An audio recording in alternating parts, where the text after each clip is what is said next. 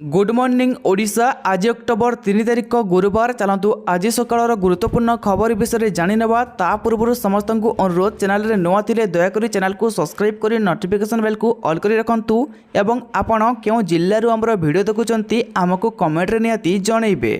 आजिर प्रथम खबर, बदलिला सरकारी माध्यमिक विद्यालयर यूनिफॉर्म। सबुज रंग बदल में बादामी रंगर यूनिफॉर्म पिंधिबे नवम एवं दशम श्रेणी छात्र छात्री। मुख्यमंत्री छात्र छात्री परिधान योजना अधीन थिबा सरकारी और सरकारी अनुदान प्राप्त विद्यालय गुड़िक लागू हेबो। परवर्ती खबर, व्हाट्सएप रे आसिला दमदार फीचर। वीडियो कॉल को मजालिया करबा पई व्हाट्सएप आनिला दुईटी फीचर। वर्तमान व्हाट्सएप कॉल करने समय बैकग्राउंड परिवर्तन सहित फिल्टर लगाई पारिबे। परवर्ती खबर, माइक्रोसॉफ्ट को पायलट रे नुआ इंटरफेस सामिल कर एथिरे चैट जीपीटी परि फीचर मध्ये देखिबाकू मिलिबो। एटारे यूजर को ब्लॉग्स रो डिजाइन मिलिबो। परवर्ती खबर, दशहरा पूर्व कमिला सुना दर। सुना 10 ग्राम पिछा 78,300 टंका रही। सेहीपरि बजार रे रूपा किलोग्राम 92,500 टंका अपरिवर्तित रही। परवर्ती खबर, भद्रक रे 4 दिन पर स्वाभाविक है इंटरनेट सेवा। गतकाली मध्यरात्रि स्वाभाविक होईची इंटरनेट सेवा। उत्तेजना घटना नहीं वर्तमान सुधा 33 जन गिरफ होइचंती। स्थिति स्वाभाविक होइतिले भी जारी रही धारा 163। परवर्ती खबर, इस्राएल एवं ईरान मध्य तिक्तता लगी रही। दुई देश मध्य बढ़ुवा तिक्ततार प्रभाव सीधासलख अशोधित तैल दर पर पड़ी, जहाँफल तैल दर बजार में निया लगी। गोटे स्ट्रोक अशोधित तैल दर 5% वृद्धि पाई। परवर्ती खबर, प्रथम शुक्र मिशन पर तारीख घोषणा कला इसरो। 2028 मार्च 29 रे रेबन ऑर्बिटर मिशन पठाइबा लक्ष्य रखिछि भारत। यह शुक्रजन प्रथम बोली कहुछि। परवर्ती खबर, मंगलवार जम्मू काश्मीर विधानसभा निर्वाचन शेष होइछि। भोट सरिबा परे गतकाली टलीपड़ी बीजेपी प्रार्थी जम्मू काश्मीर पूर्वतन मंत्री तथा पहाड़ी नेता सैयद मुश्ताक बपारी देहांत होइछि।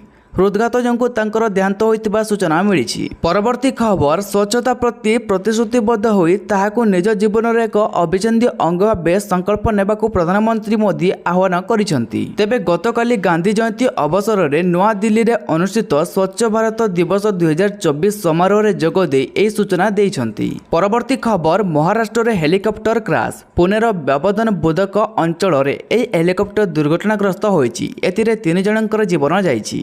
मृतकों मध्य जड़े पायलट और 2 जन इंजीनियर थिबा जणा पड़िछि। हेलिकॉप्टरटी प्राइवेट कंपानी होइतिबा प्राथमिक सूचना मिली। परवर्ती खबर, बर्ड फ्लू आतंक। दक्षिण वियतनाम चिड़ियाखाना रे बर्ड फ्लू 47 बाघों समेत 3 सिंह एवं गोटे पांथर जीवन नहीं। तेबे H5N1 भूताणु द्वारा संक्रमित बाघ सिंह और पांथर मृत्यु होइतिबा नै वियतनाम सरकारी गणमाध्यम रिपोर्ट रु सूचना मिली। परवर्ती खबर, ओडिशा न्यायिक सेवा OJS 2023 मुख्य परीक्षा तारीख घोषणा करा जायछि। प्रिलिमिनारी परीक्षा रे कृतकार्य होइतिबा मोट 680 जन परीक्षार्थी मुख्य परीक्षा देवाको योग्यता अर्जन करिसेंती। तेबे OPSC विज्ञप्ति अनुसार नवेम्बर मास 3 तारिख रु OJS 2023 मुख्य परीक्षा आरंभ हेबो। नवेम्बर 6 रे एही परीक्षा समाप्त हेबो। परवर्ती खबर, पाखई आसुची कार्तिक व्रत। कार्तिक व्रत पालन करबा निमंते स्वतंत्र व्यवस्था करा जेबने सरकार कहिसेंती। पुरी रे कार्तिक व्रत पालन पई सरकारक पक्षरु टंका अनुमोदन होईची। 2,57,50,000 टंका व्ययबराद करिसेंती राज्य सरकार। परवर्ती खबर, आसंता वर्ष भारत आयोजन करिबो प्रथम खो खो विश्वकप। एही विश्वस्तरीय टूर्नामेंट रे 16टी पुरुष और महिला दल अंशग्रहण करिवे। विश्वर 24टी देश और 6टी महादेश खो खो विश्वकप रे भाग नेबे। खो खो विश्वकप रो प्रथम संस्करण भाव में भारत आयोजन करबा नै भारत खो खो फेडरेशन पक्षरु घोषणा करा जायछि।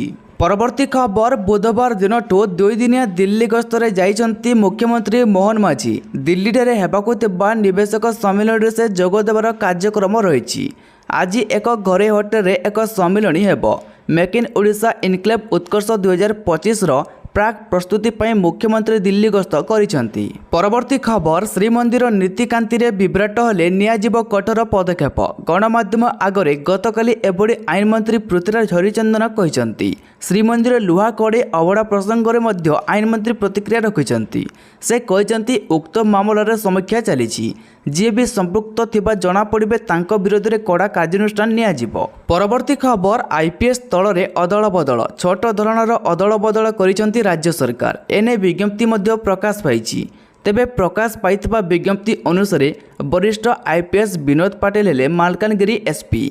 पूर्वर विनोद पाटिल केसिंगार एसडीपीओ भाव में कार्य करुथिले। सेहीपरि मिहिर कुमार पंडा हेले नवरंगपुर एसपी। मिहिर कुमार पंडा एबे ओडिशा पुलिस हेडक्वार्टर रे नियुक्त थिले। बाकी आईपीएस राहुल गोयल को कटक रेलवे एसपी भाव में दायित्व दिया जायछि। या पूर्व राहुल गोयल बालीगुड़ा रे एसडीपीओ भाव में कार्य करुथिले। परवर्ती खबर शंख भवन रे थमुनी मुहांमुही स्थिति। भुवनेश्वर कॉर्पोरेट मध्य विवाद पर गतकाली खोर्धा जिला बिजेडी नेता मध्य पाटितुंड होइतिबा सूचना मिली। तेबे गतकाली संध्यारे खोर्धा जिला बिजेडीर बैठक बसिथिला। एही समय दुई गोष्ठी मध्य होइतिला कथा कटाकटी।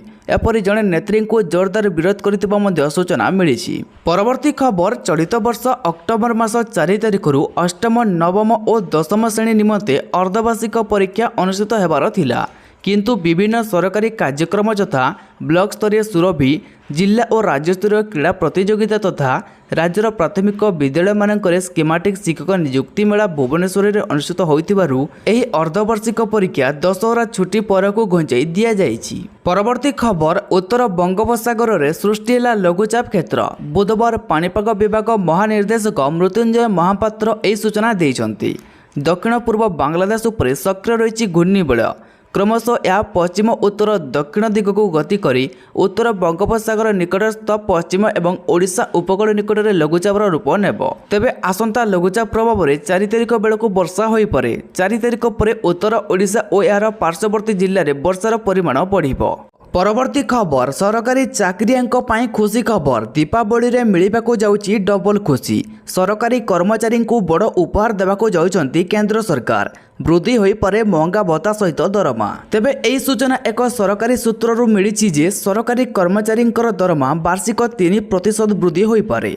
अन्यपटे चुक्तिभित्तिक कर्मचारींकर दरमा मध्य 3 ରୁ 4% वृद्धि होई पारे बोली चर्चा होउची। परवर्ती खबर श्रीमंदिर रस मध्य लुहा कड़े व्यवहार प्रसंग में 3 जन सूपकारक विरोध में कार्यानुष्ठान ग्रहण कर समस्त 3 जन सूपकारक श्रीमंदिर परिसर किंबा श्रीमंदिर रसरे प्रवेश निषिद्ध करा ता सहित 3 सूपकारक मध्यरु जणे पालिया सेवकଙ୍କୁ महाप्रभुଙ୍କ सेवा पूजारी मध्य निलंबित करा परवर्ती खबर सरिला मौसुमी। एथर ओडिशा रे स्वाभाविक वर्षा। चलित मौसुमी ऋतु रे स्वाभाविक ठारू 5% कम वर्षा होईची। तेणु एणिकी राज्य में स्वाभाविक वर्षा रहिबो।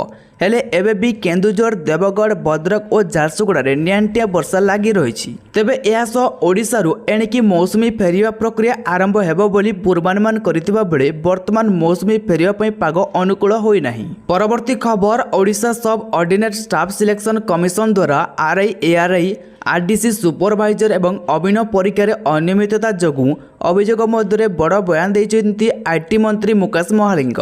तेबे मंत्री कहते ब्लैकलिस्ट संस्था को परीक्षा परिचालना दायित्व देवा कथा नुहे। यह पूर्व सरकार रही आसी। आमे एई विषय देखुचु तर्जमा करुछु। पिलांक भविष्यत सह खेला जीव नहीं। पिला माने अस्वस्थ रहतु ठीक समय निष्पत्ति नियाजिबो। परवर्ती खबर बौद्ध जिल्लार 34तम जिला आरक्षी अधीक्षक भाव में जोग देइछन्ति बेंगालुरु कैडर 2018 बैच आईपीएस अधिकारी नागाराजु देवरकोंडा। तेबे नूतन एसपी मंगलवार मध्याह्न एसपी कार्यालय को आसी पूर्वतन एसपी राजप्रसाद ठारू निजर दायित्वभार ग्रहण करिसेंति। परवर्ती खबर आज 2 दिनिया दिल्ली गस्तरे जिबे मुख्यमंत्री मोहन माझी। दिल्ली रे निवेशक सम्मेलन में जोगदेवे मुख्यमंत्री। आसंता 3 तारिख रे होटेल ताज रे निवेशक सम्मेलन आयोजित हेबो। तेबे मेक इन ओडिशा इनक्लेव उत्कर्ष 2025 प्राक प्रस्तुति पाई दिल्ली जाउचंती मुख्यमंत्री। तांको सह शिल्प मंत्री संपद स्वाई मुख्य सचिव शिल्प विभाग वरिष्ठ पदाधिकारी जाउछंती। परवर्ती खबर बीएसकेवाई को नहीं स्वास्थ्य मंत्री मुकेश महालिंगक बड़ सूचना। से कहते राज्य में खूब शीघ्र आयुष्मान और गोपबंधु जन आरोग्य योजना लागू हेबो। परवर्ती खबर चिलिका को विदेशी पक्षी आगमन। पक्षी सुरक्षा व्यवस्था को नहीं विभिन्न प्रकार पदक्षेप निया जाउछि बोली चिलिका वन्यप्राणी डिविजन बालुगां डीएफओ अम्लान कुमार नायक सूचना देइछन्ति। तेबे विदेशी पक्षी सुरक्षा पाई चिलिका वन्यप्राणी डिविजन अधीन 5टी रेंज बालुगां टांगी सातपड़ा ନୂଆପଡ଼ା ଓ ରମ୍ବା ଅଞ୍ଚଳର ବନ୍ୟପ୍ରାଣୀ ବିଭାଗ ପକ୍ଷରୁ 21ଟି ପକ୍ଷୀ ସୁରକ୍ଷା କ୍ୟାମ୍ପ କରାଯାଇଛି। ପରବର୍ତ୍ତୀ ଖବର, ପ୍ରଧାନମନ୍ତ୍ରୀ ଆବାସ ଯୋଜନାକୁ ନେଇ ଆସିଲା ବଡ଼ ଖବର। ଏଣିକି ବାପାଙ୍କ ଭିନେ ହୋଇଥିବା ପୁଅ ମଧ୍ୟ ଆବାସ ଯୋଜନାରେ ସାମିଲ ହେବେ। ତେବେ ପୂର୍ବ ସରକାର ଅମଳରେ ବାପା ପକ୍କା ଘର ପାଇଥିଲେ ଭିନେ ହୋଇଥିବା ପୁଅଙ୍କୁ ଯୋଜନାରେ ସାମିଲ କରାଯାଉନଥିଲା। ମାତ୍ର ଏବେ ଭିନେ ହୋଇଥିବା ପୁଅଙ୍କୁ ଉକ୍ତ ଯୋଜନାରେ ସାମିଲ କରାଯାଇ ସେମାନଙ୍କୁ ଯୋଗ୍ୟତା ଭିତ୍ତିରେ ପକ୍କା ଘର ଯୋଗାଇ ଦିଆଯିବ ବୋଲି ରାଜ୍ୟ ପଞ୍ଚାୟତିରାଜ ମନ୍ତ୍ରୀ ରବି ନାରାୟଣ ନାୟକ ଏ ବାବଦରେ ବଡ଼ ସୂଚନା ଦେଇଛନ୍ତି।